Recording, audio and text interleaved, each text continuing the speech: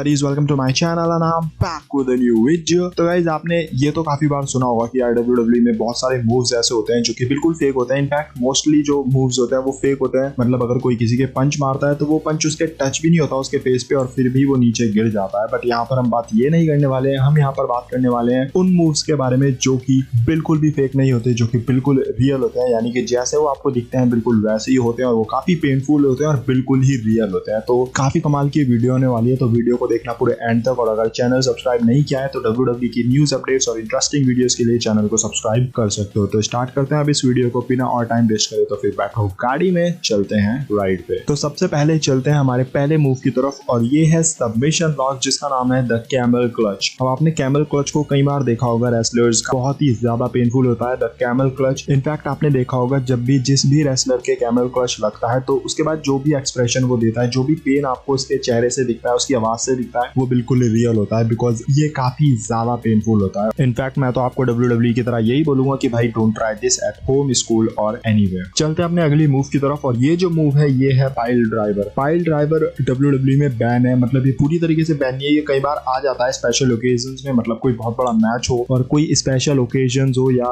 Wins McMahon ने किसी match के अंदर अगर इस मूव को डालना हो तो विंस मैकमोहन इस मूव को डाल सकते हैं, बहुत ही रेयरली। और इसके रीजंस है क्योंकि ये बहुत ही ज्यादा पेनफुल होता है और ये बहुत ही ज्यादा रिस्की होता है। मतलब कई बार रेसलर्स इस मूव के साथ बहुत ही उन्हें प्रॉब्लम आ जाती है। इनफैक्ट अगर मैं आपको एक इंसिडेंट बताऊं तो स्टोन कोल्ड को पाइल ड्राइवर मारा था ओवेन हार्ट ने, अगर आपको पता होगा। और यही पाइल ड्राइवर मूव था जो ओवेन हार्ट ने स्टोन कोल्ड को लगाया था और उसके बाद से स्टोन कोल्ड वैसे नहीं थे जैसे वो थे। इनफैक्ट ये बात स्टोन कोल्ड ने खुद कई बार रिवील करी है कि उनका जो करियर रहा है वो शॉर्ट रहा है इस मूव की वजह से। जिस दिन उन्होंने ये मूव खाया था, जिस दिन ओवेन हार्ट ने उनको ये मूव मारा था, तो वो अपनी नेक पर गिरे थे और उसके बाद उनका जो करियर था वो शॉर्ट रहा था WWE में इस मूव की वजह से। चलते हैं अपने अगले मूव की तरफ और ये मूव है स्टोन कोल्ड का स्टर्नर। अब स्टोन कोल्ड का स्टर्नर आप देख लो कि अभी केविन ओवेंस भी इस मूव को यूज कर रहे हैं, बट इसको फेमस तो ऑब्वियसली स्टोन कोल्ड ने बनाया है और स्टोन कोल्ड को भी आप कह सकते हो कि इस मूव ने काफी हद तक फेमस बनाया है। अब ये जो स्टर्नर होता है ये जिस भी रेसलर के लगता है उसको तो पेन होता है, बट सबसे ज्यादा जो पेन होता है और जो लॉन्ग टर्म में जो पेन होता है वो होता है इसको मारने वाले के। यानी कि स्टर्नर अगर स्टोन कोल्ड यूज कर रहे हैं तो स्टोन कोल्ड को उसका पेन होता है। अब ये ऐसा नहीं है कि उन्होंने एक बार इस मूव को यूज किया तो उनको पेन हो गया, पर क्योंकि उन्होंने इसको अपने पूरे करियर के अंदर यूज किया था तो उसके बाद उनकी जो हिप बोन थी वहां पर उन्हें कुछ प्रॉब्लम्स भी आ गई थी। ये उन्होंने काफी बार रिवील करी है इस चीज को भी कि स्टोन कोल्ड का जो स्टर्नर था उसकी वजह से उनका करियर शॉर्ट रहा। अभी मैंने आपको बताया था कि पाइल ड्राइवर की वजह से जब उन्हें पाइल ड्राइवर पड़ी थी ओवेन हार्ट से तो उनका करियर शॉर्ट हो गया था। और दूसरा जो रीजन था उनके करियर का शॉर्ट होने का वो इनका स्टर्नर भी है, क्योंकि इतनी बार स्टर्नर को यूज करना और अपने हिप पर सारा ही फोर्स लेना, तो उसके बाद उनका जो करियर था वो शॉर्ट रहा था इन दोनों ही मूव की वजह से। चलते हैं थोड़ा आगे अगले स्टॉप पर और यहाँ पर हम बात करने वाले हैं सुप्लेक्स की। अब सुप्लेक्स सबको पता है भाई, सुप्लेक्स बहुत ही ज्यादा फेमस मूव है, मतलब काफी रेसलर्स इसको यूज करते हैं। और जब बात आती है सुप्लेक्स की तो सुप्लेक्स सिटी सबको सबसे पहले याद आता होगा। सुप्लेक्स एक ऐसा मूव है जो कि बिल्कुल भी फेक हो नहीं सकता, इसमें फेक होने वाली कोई गुंजाइश नहीं है, क्योंकि इसमें ऐसा होता है कि रेसलर्स को पीछे की तरफ फेंकना होता है और उसके बाद कई बार ऐसा भी होता है कि रेसलर अपने हेड पर भी गिर जाता है जिसके बाद उसको प्रॉब्लम भी आ जाती है और कई रेसलर्स को इसकी प्रॉब्लम भी आई है। अब एक आधा अगर सुप्लेक्स पड़ता है तो उसको इतनी प्रॉब्लम नहीं आती है, बट जैसे कि मैंने बताया अभी सुप्लेक्सिटी, तो सुप्लेक्सिटी में आपको पता है कि ब्रॉक लेसनर एक के बाद एक बहुत बार सुप्लेक्स मारते हैं, एक के बाद एक, और उसमें कई बार रेसलर्स को प्रॉब्लम आ जाती है। हालांकि ब्रॉक लेसनर इस मूव को काफी समय से यूज कर रहे हैं और वो काफी अच्छे तरीके से इसको परफॉर्म करते हैं, बट ये काफी रिस्की है और इससे पेन भी होता है रेसलर्स को।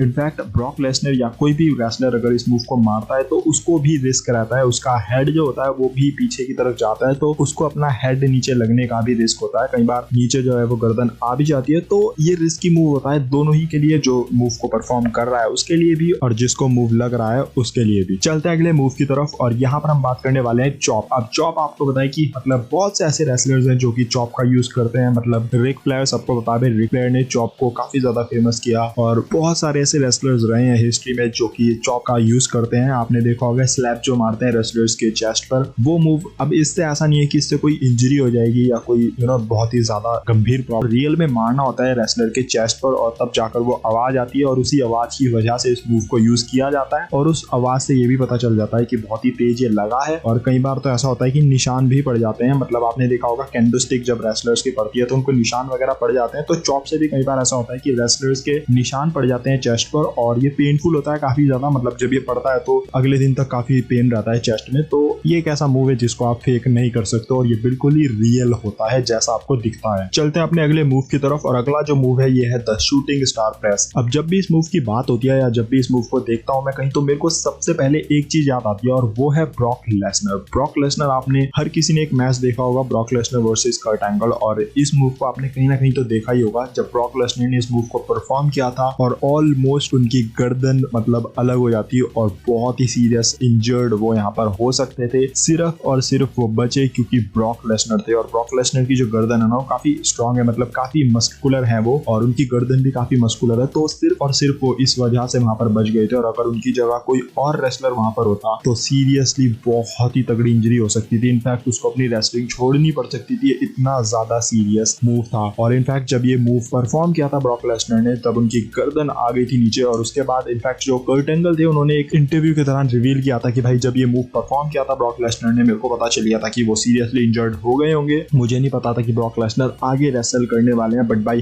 Hats off to Brock Lesnar कि उन्होंने उस मूव के बाद भी इस मैच को कंटिन्यू किया। तो ये एक ऐसा मूव है जो कि बहुत ही ज्यादा रिस्की है और इसीलिए आप इस मूव को दोबारा नहीं देखते हो। स्पेशल ओकेजन में आपने देखा होगा, बट स्टिल इस मूव को आप कह सकते हो कि WWE ने बैन कर दिया था उस दिन के बाद, और ब्रॉक लेसनर ने तो उस दिन के बाद से इस मूव को परफॉर्म करना ही बंद कर दिया था। और भाई ब्रॉक लेसनर के पास इतने सारे मूव हैं, तो क्यों ऐसा मूव परफॉर्म करना जो कि इतना ज्यादा रिस्की है, जिसकी वजह से आपका करियर हो सकता है शॉर्ट। चलते हैं अपने अगले मूव की तरफ, और अगला जो आने लगा और बहुत ही ज्यादा ये मूव आप कह सकते हो कि यूज होता है, बेली इस मूव को काफी ज्यादा यूज करती है। और ये मूव इस तरीके का है कि अगर आपने इस मूव को देखा होगा और जब आप इस मूव को देखते हो तो ये देखने में ऐसा पेनफुल नहीं लगता है, बट एक्चुअल में ये पेनफुल होता है क्योंकि जो एल्बो है वो सीधा लगती है जाकर चेस्ट पर, और चेस्ट के जस्ट पीछे हमारा हार्ट होता है। क्योंकि ऑब्वियस सी बात है कि जब हमारे दिल के पास में कोई चीज लगती है फोर्सफुली तो उससे थोड़ा बहुत पेन होता है, और ऑब्वियस सी बात है कि रिस्क भी काफी ज्यादा रहता है। तो यही सीन इस मूव के साथ है क्योंकि एल्बोज हमारी सीधा जाकर चेस्ट पर लगती है जहां पर हमारा हार्ट होता है, तो ऑब्वियस सी बात है कि वहां पर पेनफुल ये रहता है। देखने में नहीं लगता है ये मूव पेनफुल, बट ये एक्चुअल में होता है पेनफुल। और जैसा कि मैंने स्टनर के बारे में बताया था कि स्टनर की वजह से स्टोन कोल्ड का करियर थोड़ा सा शॉर्ट रहा था, तो रैंडी सैवेज का करियर भी इस मूव की वजह से शॉर्ट रहा बिकॉज स्टनर की। चलते अपने अगले मूव की तरफ, और जो अगला मूव है ये है डबल फुट स्टॉम्प। अब इस मूव को आपने काफी बार रेसलिंग में देखा होगा, काफी रेसलर्स इसको यूज करते हैं, एलिस्टर ब्लैक उसको यूज करते हैं और भी काफी सारे रेसलर्स यूज करते हैं। और ऑब्वियस सी बात है फिन बैलर का ये फिनिशर मूव भी है, कूडो ब्रो उसको वो बोलते हैं। और ये जो मूव होता है ये बहुत ज्यादा पेनफुल होता है, स्पेशली जब इस मूव को फिन बैलर परफॉर्म करता है, बिकॉज फिन बैलर ऊपर से कूदते हैं, और ऊपर से कूदते हैं ये सेम जैसे कि मैंने अभी आपको बताया था कि एल्बो ड्रॉप सीधा जाकर आपके चेस्ट पर लैंड होती है, तो वैसे ही यहाँ पर दोनों ही फुट आपके चेस्ट पर जाकर लैंड होते हैं, और ये बहुत ही ज्यादा रिस्की होता है। हालांकि फिन बैलर इस मूव को काफी समय से परफॉर्म कर रहे हैं, तो वो कह सकते हो आपकी परफेक्ट हो चुके हैं इस मूव को परफॉर्म करते हुए। और इस मूव को परफॉर्म करने का तरीका यही है कि आप कम से कम प्रेशर लेकर जाओ सामने वाले के चेस्ट पर, क्योंकि जितना कम प्रेशर होगा उतना ही कम पेनफुल होगा ये रेसलर के लिए सामने वाले के। और ऐसा हो नहीं सकता कि बिना प्रेशर के आप इस मूव को परफॉर्म करो, क्योंकि अगर आप किसी रेसलर के ऊपर लैंड भी करते हो तो आपका वेट तो उसके ऊपर गिर ही रहा है, तो आपके वेट का तो जा ही रहा है प्रेशर उसके ऊपर। बट स्टिल इस मूव को आप देखते होंगे कि बाकी जो रेसलर्स है वो उतना ज्यादा परफॉर्म नहीं करते हैं, बहुत ही रेयरली आप देखोगे इस मूव को। बट क्योंकि फिन बैलर शुरू से इस मूव को परफॉर्म कर रहे हैं तो वो आप कह सकते हो स्पेशल है, और इसीलिए वो इस मूव को परफॉर्म करते हैं और बहुत ही परफेक्टली इस मूव को परफॉर्म करते हैं। ऐसा नहीं है हर बार ये मूव काफी परफेक्टली यूज होता है, कई बार ऐसा भी होता है कि थोड़ा ज्यादा प्रेशर उनसे लग जाता है सामने वाले पे, और काफी रेसलर्स ने ऐसा बोला भी है कि भाई जब ये मूव उनको पड़ता है तो काफी ज्यादा पेनफुल ये होता है। चलते हैं अगले मूव की तरफ, और अगला जो मूव है ये है स्टाइल स्प्लैश। अब स्टाइल स्प्लैश आपको पता है कि एजे स्टाइल्स का फिनिशिंग मूव है।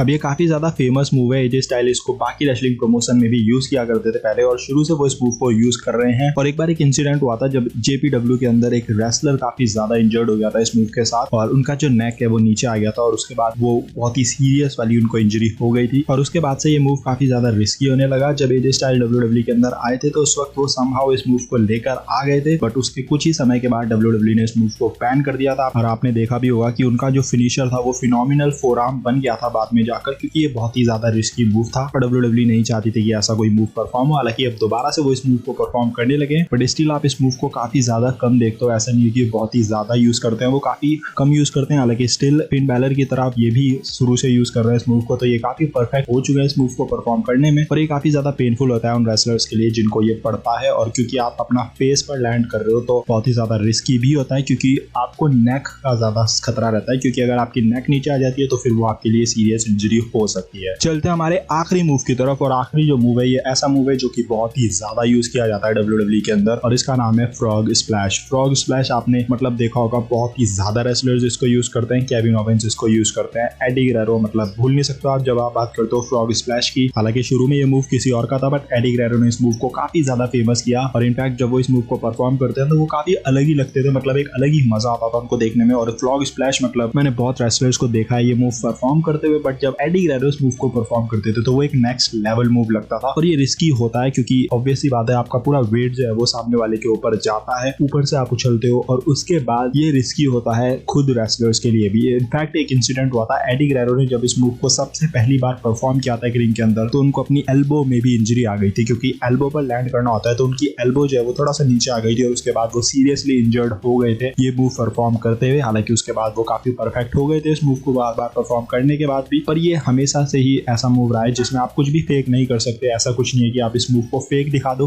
क्योंकि ये जैसा दिखता है ये बिल्कुल वैसा ही मूव ये होता है। इसमें आप कुछ भी फेक नहीं कर सकते हो, आपको अपना पूरा वेट जो है वो सामने वाले रेसलर्स के ऊपर फेंकना होता है तो पूरा वेट आपका जाता है दूसरे रेसलर के ऊपर जो कि उस रेसलर को रिसीव करना होता है। और कह सकते हो कि वन ऑफ द मूव्स है ये जो कि आप बिल्कुल भी फेक नहीं कर सकते हो। तो गाइस यहीं तक थी ये लिस्ट और भी ऐसे मूव्स है जो कि इस कैटेगरी में आते हैं। तो अगर आपको पार्ट 2 चाहिए तो नीचे कमेंट कर सकते हो, पार्ट 2 में लेकर रिक्वेस्ट कर सकते हो इस पर्टिकुलर टॉपिक पर और इस पर्टिकुलर वीडियो पे आपके क्या थॉट्स है नीचे कमेंट करके मुझे बता सकते हो। वीडियो अच्छी लगी तो वीडियो को लाइक कर देना, चैनल अगर सब्सक्राइब नहीं किया है तो WWE के न्यूज अपडेट्स और इंटरेस्टिंग वीडियोस के लिए चैनल को सब्सक्राइब कर सकते हो। तो